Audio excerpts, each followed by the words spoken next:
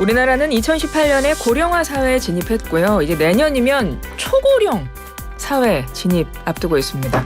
정부에서도 연금개혁, 정년 연장 이런 논의가 이루어지고는 있는데 참 어렵습니다. 그 해법을 찾기가요. 연금과 정년이 직면해 있는 세대가 있는데요. 바로 60년대생들입니다. 이들은 무엇을 해야 할까요? 경제학자이자 은퇴연구소 소장을 맡았던 국내 최고 은퇴 전문가이십니다. 책 60년대생이 온다의 저자 김경록 박사 스튜디오에 직접 모셨습니다. 박사님 어서 오세요. 예, 안녕하세요. 반갑습니다. 네, 반갑습니다. 일단 제가 책 한 권을 손에 들고 있습니다. 책을 간단하게 좀 직접 저자께서 소개를 해주시면 좋겠습니다. 일단 책 제목이 60년대생이 온다거든요.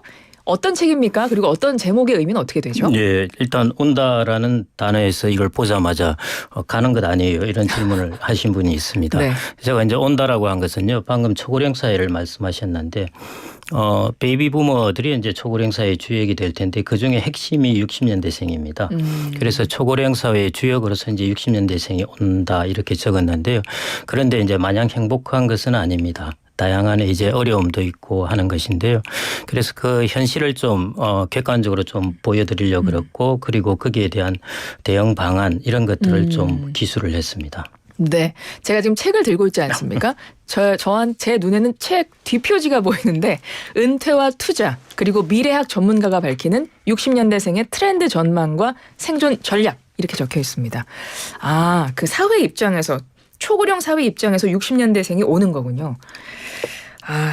그렇습니다. 자, 은퇴 이후에 심히 걱정된다 하시는 분들 진짜 많으실 거고 사실 이분이 이 분야에서는 전문가이시고 대한민국에 몇 안 되는 은퇴 설계 전문가이시고 경제학 박사이시고요. 오늘 이분께 여러분이 질문을 주시면 제가 최대한 많이 여러분의 질문을 대신 좀 여쭤보겠습니다. 우물정 0945 샵 0945번으로 질문 보내주세요. 50원의 정보 이용료 들어갑니다. 그리고 문자 주신 분들 중에서 추첨해서 오늘은 60년대생이 온다 이 책도 보내드릴 테니까 많은 참여 바랍니다. 자, 60년대생 어떤 세대라고 정의할 수 있을까요? 여러분들이 아마 제일 흔하게 들은 이야기가 386, 486, 586일 겁니다. 네. 그래서 60년대생들은 이제 민주화 세대 이렇게 보통 기억을 하고 있는데요. 이것 외에도 여러 가지 특징들이 있습니다. 제일 재미있는 것이 이제 60년대생의 60년생을 보면은 태어날 때 1인당 GDP가 79달러였습니다. 그리고 이 사람들이 이제 은퇴할 때쯤 돼서 1인당 GDP가 거의 3만 달러를 넘어서게 되거든요. 그래서 아마 60년대생은 세계 어떤 세대가 아마 겪지 못했던 후진국과 중진국과 선진국을 한꺼번에 겪는 그런 특이한 세대이고요. 예. 그다음에 이제 세대 간 경쟁이라고 하기는 그러는데 예를 들어 60년대, 50년대, 70년대 이렇게 있다면은 그중에서 대기업의 임원이라든지 정치 정계라든지 이런 것 등등을 감안할 때 일종의 경쟁에서 지배했던 세대. 경쟁에서 이긴 세대 이렇게 볼 수 있고요. 한편 어두운 면이라면은 이제 마처 세대라는 이야기가 마처 세대. 예, 마처 세대인데요. 그러니까 이제 부모님을 봉양하는 마지막 세대이자 그다음에 자녀에게서 부양받지 못하는 처음 세대 이제 이런 세대가 되게 되는 것입니다. 한편으로 그러면서도 60년대생들이 이제 지배적인 세대를 지금 점령하고 있지만요. 그럼에도 불구하고 세대 내에서 양극화가 꽤 큽니다. 그래서 어떤 측면을 보면은 이거 정말 준비가 잘 돼 있고 부도 많이 이루었네 이런 사람들도 있고요. 또 어떤 쪽에 앵글을 맞춰 보면은 앞으로 저 긴 나머지 노후를 어떻게 도대체 보내야 할까 하는 식으로 이렇게 좀 양극화가 되어 있는 세대이기도 합니다. 그래서 단순히 민주화 세대 이외에 아주 좀 특이한 특징들을 가지고 있는 세대이기도 합니다. 세계 어디에도 없는 특징을 갖고 있는 60년대생, 그렇습니다. 우리나라의 60년대생. 박사님께서 하신 말씀 중에 이제 오늘 이야기를 나누어볼 핵심 주제를 관통하는 60년대생을 가리키는 핵심 단어는 저는 마처 세대가 귀에 딱 와닿았어요. 네. 부모님을 부양하는 마지막 세대이면서 그리고 무슨 처음 자녀에게 부양받지 못하는 부양받지 못하는 예, 처음 세대. 세대. 이 부분에서 앞으로 60년대생이 어떻게 나아갈 것인가를 거기서 해답을 찾아야 되지 않을까 싶은데 어떻습니까? 제 생각이 맞습니까? 맞습니다. 그게 중요한 부분인데요. 예를 들어 노후에 자기가 은퇴 자금을 준비한다든지 할 때 일단은 이제 부모님의 부양에 관련된 자금도 생각을 해야 되는 것이고요. 그렇죠. 그다음 자기 스스로 이제 앞으로는 이제 노후 자금을 다 마련해야 된다는 것이고 한편으로 거기에서 이제 더 더해진다면은 자녀로부터 부양받지 못하는 세대일 뿐만 아니라 이제 성인 자녀 리스크라는 것이 요즘 떠오르고 있습니다. 예를 들어 자녀가 빨리 취업을 못한다든지 결혼을 안 하고 같이 산다든지 뭐 결혼할 때 많은 비용이 들어간다든지 이런 것들 때문에 자기의 60년대생들의 은퇴 자금을 왕창 갉아먹는 그런 사태가 발생합니다. 그래서 이런 부분들이 이제 다 감안해서 준비해야 될 부분이죠. 그래서 60년대생들의 일하는 기간이 좀 많이 늘어나고 있죠. 그렇습니다. 얼마 전에도 이제 기사에 났습니다마는 취업자 비율 보면은 60년대 이상 그리고 60대 이상이라고 보면 네네. 되겠죠. 60대 이상, 50대, 40대 순으로 60대 이상이 제일 취업자가 많습니다. 그리고 60세에서 64세까지 취업률이 거의 65%에 육박할 만큼요. 정규적인 직장, 주된 직장은 아니지만은 그 직장을 나와서 재취업이나 이런 쪽으로 해서 혹은 자영업 등등을 통해서 일하는 사람들은 상당히 높은 비중을 차지하고 있습니다. 보통 은퇴 이후를 우리 제2의 인생이라고 표현하지 않습니까? 네. 지금 60대에서 자기의 주된 직장, 주된 일에서 나와서 지금 60대 이후에 아까 뭐 비정규직이라든가 또 이제 취업을 한다 하셨잖아요. 네. 이것도 제2의 인생의 시작으로 보긴 해야 되는 거죠. 물론입니다. 네. 물론인데 이제 그 부분이 서구 사회 일종의 우리가 선진국이라고 이야기하면요. 선진국하고 조금 다른 차이점이라면은 선진국 같은 경우에 이제 정년이 우리보다는 늦습니다. 미국, 영국은 아시다시피 연령 차별에 대한 금지 때문에 정년이 없습니다. 그다음에 유럽 국가들이 대략 65세 이상이고요.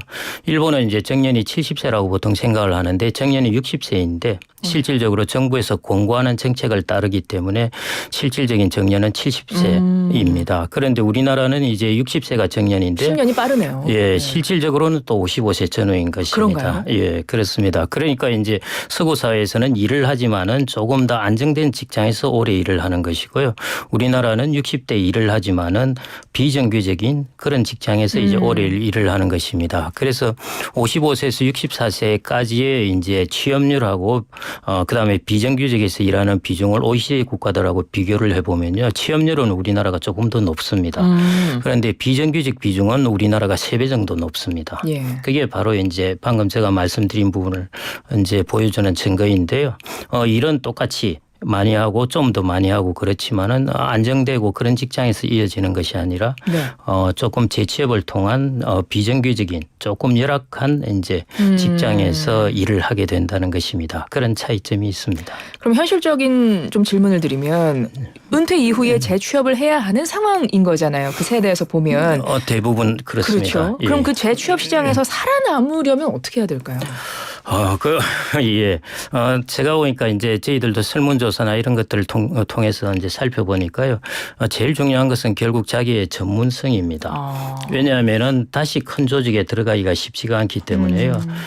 자기의 전문성을 갖는 것. 이게 제일 중요한 것이고 그다음에 두 번째가 눈높이를 낮추는 것입니다. 예. 그래서 자기가 원래 주된 직장에 있을 때 눈높이로서는 이제 어렵다는 것이고요. 세 번째가 일종의 관계망 내지는 정보망입니다.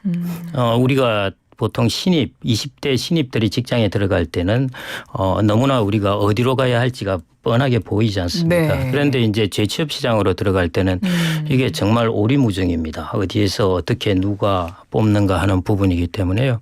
그래서 좁게는 자기를 둘러싸는 이제 관계망. 넓게는 재취업 시장에 대한 정보망 이런 것들을 이제 잘 파악하는 것 이 세 가지가 가장 중요한 것 같고요.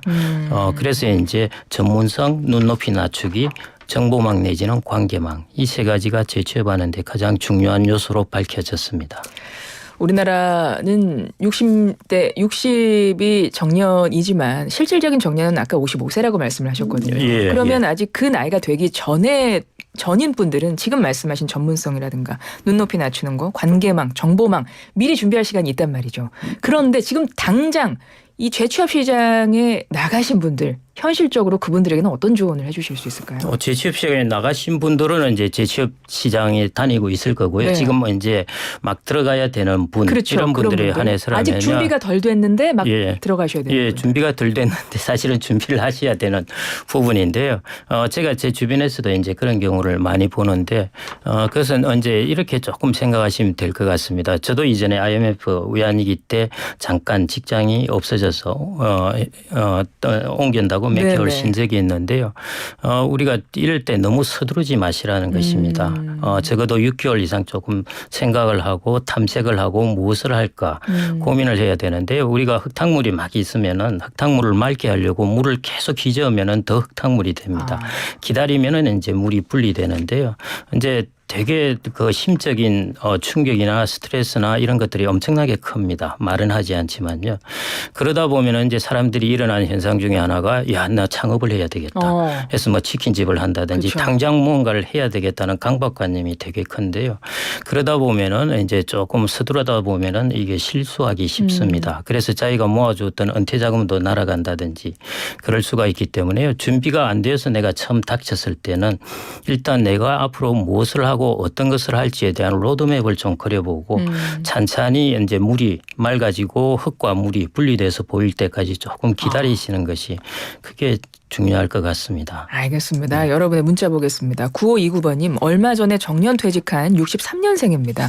저는 아직 젊고 일은 계속하고 싶은데 정말 할 일이 없습니다. 아무도 안 써줘요. 이렇게 문자 보내셨어요. 네, 저 주변에도 물론 많습니다. 많은데요. 아까 말씀드렸듯이 전문성 부분에서 자기가 하던 일로 이어가던 전문성이 있고요. 또 하나는 이제 자기가 전문성을 새로 확보하는 것인데 그 부분이 이제 제 주변에서 많이 하고 있습니다. 그게 소위 말해 자격증. 부분인데요. 예. 그래서 자격증이 지금 일본도 그렇고 우리나라도 그렇고 이걸 통해서 이제 우리가 일자리를 좀 구해보는 방법 이것도 이제 좋은 방법이고요. 물론 자격증을 딴다고 해서 아시다시피 당장 취업이 되고 그러지는 그렇죠. 않습니다. 젊은 사람들도 뭐 당장 취업이 되는 것은 아니니까요. 그런데 그게 이제 조건이 갖추어지면은 적어도 내가 여기저기에 내가 발을 좀 디밀어 볼 그럴 가능성도 있는 것이고요. 그래서 저는 우리가 제가 이제 보면은 기술직에 있는 사람들은 퇴직 이후에 별로 걱정이 없습니다. 자기 기술이 있기 때문에요. 네. 그런데 일반적으로 관리직에 있는 사람들이 그런 문제가 생기거든요. 그래서 관리직에 있는 사람들이 전문성을 가지는 것인데 그 전문성이 이제 자격증입니다. 그래서 그런 부분이 일단은 조금 유용하게 쓰일 수 있는 부분인 것 같습니다. 네, 9529번님 잘 들으셨길 바라고 책 보내드릴게요. 9048 전 70년대 초 세대입니다. 60년대생 못지않게 은퇴 걱정돼요. 벌어놓은 자산은 집 한 채가 전부인데 아들은 아직 결혼 전이고요. 오래오래 일하려면 이 나이에 자격증이라도 따야 하나 고민이 많습니다. 마침 말씀하셨는데 어떤 자격증이 좋겠습니까? 좀 몇 가지 정년퇴직 전에 준비하면 좋을 자격증 좀 자기한테 뽑아주시면 이제 좋겠어요. 맞는 것을 택해야 되는데요. 예를 들어 제가 이제 최근에 강의 갔을 때 한 55세 된 분 네. 같은 경우에는 이제 안전관리사. 왜냐하면 우리가 중대재해처벌법이 시행되면서 그렇죠. 이쪽 수요가 많아졌어요. 이제 그분은 이제 그걸 준비한다고 그랬습니다. 그리고 이제 주택관리사에서 이제 아파트 관리 소장을 해보겠다는 분도 있고 그걸 미리 준비해서 직장을 딱 나갔을 때 그때부터 이제 시작하는 분들도 있습니다. 그다음에 이제 전기안전기술사 같은 경우도 있고 그다음에 살림에 관한 것들도 있고요. 그다음에 뭐 어떤 분들은 아직 당장 쓰이지는 않지만은 이제 드론 자격증을 따놓는 분들도 있고 예, 그래서 이제 자기 적성에 맞는 다양한 부분에 이제 자격증을 따시면 되지 않을까 싶고요. 예를 들어 어떤 분들은 이제 나무나 살림 이 부분에 내가 되게 관심이 있다 하는 부분은 그 부분에 이제 자격증을 따시면 되지 않을까 이렇게 싶고요. 아까 이제 그 안전관리사 네. 말씀을 드렸는데 그분 같은 경우에는 이제 자기 선배들이 이 자격증을 따서 한 1년, 2년 정도 정착을 하고 나면은 하여튼 월소득이 꽤 된답니다. 현재는. 그렇군요. 그래서 그런 부분이 아까 제가 말씀 말씀드리는 이제 전문성 눈높이 낮추기 그다음 정보망 내지는 관계망인데요. 예, 이 부분을 미리 준비하시는 것 그런 생각을 갖고 계시는 것만 해도 정말 저는 바람직하다고 생각이 되고요.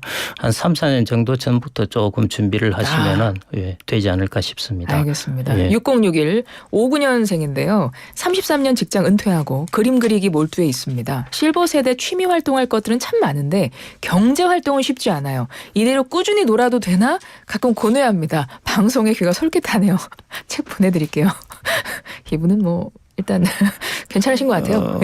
예. 경제활동이라는 게 방금 취미활동을 하시는데요. 일도 일종의 이제 꼭 근로소득을 버는 것뿐만 아니라 자기 가면은 다양한 사람들을 만나고 규칙적인 생활을 하고 해서 건강에도 도움이 됩니다. 그래서 이제 꼭 소득이 목적이 아니라 소득도 어느 정도 필요하지만은 그래서 저는 이제 그 연배 정도 되셨을 때 이런 경제적 목적도 당연히 있는데 비경제적 목적도 필요하다는 것입니다. 중요하네요. 예, 내가 가서 좋은 사람을 만나고 내가 규칙적인 생활을 할 수 있고 내 건강보험을 혹시 해줄 수 있고 이 정도만 되더라도 맞네요. 어느 정도 목적을 달성할 수 있다는 것입니다. 야, 큰일 났네요. 지금 시간이 거의 다 갔는데요. 저희 3분의 1도 못했습니다. 청취자 여러분 상담. 7479 저도 60년대생입니다. 저희 세대가 진짜 낀 세대입니다. 지금은 노후 준비가 가장 큰 고민입니다. 국민연금 내야 할 돈도 더 늘어날 것 같은데 고견 듣고 싶습니다. 네. 또 국민연금에 대한 이야기가 또 나왔는데요. 네. 여러분들 가만 생각해 보시면은 우리가 받는 종신연금이거든요. 네. 그 연금 중에 그래도 퀄리티가 제일 좋은 것은 국민연금입니다. 일종의 공적연금인데요. 그 이유를 말씀드리겠는데 일단은 이제 첫 번째 죽을 때까지 준다는 것. 그다음에 국민연금은 아시다시피 물가가 오른 만큼 이제 더 증액을 시켜줍니다. 그런데 네. 일반 민간연금에는 이런 기능이 거의 없다고 보시면 돼요. 그다음에 이제 세 번째 특징은 이제 국가가 보장해 준다는 것. 이 세 가지 특징이 있기 때문에 가장 퀄리티가 좋습니다. 그런데 이제 단점이 하나 있어요. 예. 뭐냐 하면은 국가와 국민이 재계약을 할 수 있습니다. 지금 이렇게 주기로 했지만은 다시 국가가 이래서 안 되겠다 해서 계약 조건이 바뀔 수 있군요. 그렇죠. 그게 연금 개혁입니다. 그거는 왜냐 결국에 국민연금이라는 것을 지속 가능하게 하려고 하는 부분이기 때문에요. 그렇다고 하더라도 그래서 이제 우리가 생각한 것보다 조금 적게 받을 수는 있겠죠. 네. 하지만은 국민연금이 결국 이 공적연금이라는 것은 국가의 가장 중요한 국민들의 노후 보장을 위한 기관 인프라에 해당됩니다. 그래서 이 부분이 망가진다면 국가가 망가진다고 생각을 해야 될 정도이니까요. 너무 그렇게 심각하게 생각하실 필요는 없고 나중에 나이가 들고 나이가 80대 90대가 되게 되면은 이 국민연금에서 나오는 그렇게 많지 않은 돈이라도 이게 상당히 결정적으로 도움이 될 경우가 많습니다. 알겠습니다. 예, 그래서 저는 하여튼 충실하게 가입을 해놓으시는 게 알겠습니다. 제일이지 않을까 싶습니다. 박사님 11월에 한 번 더 와주시면 안 돼요? 예, 좋습니다. 꼭 오세요. 오늘 진짜 바쁘신 분인데 오늘 약속하고 가셨습니다. 지금까지 김경론 박사님과 함께했습니다. 고맙습니다. 예, 감사합니다.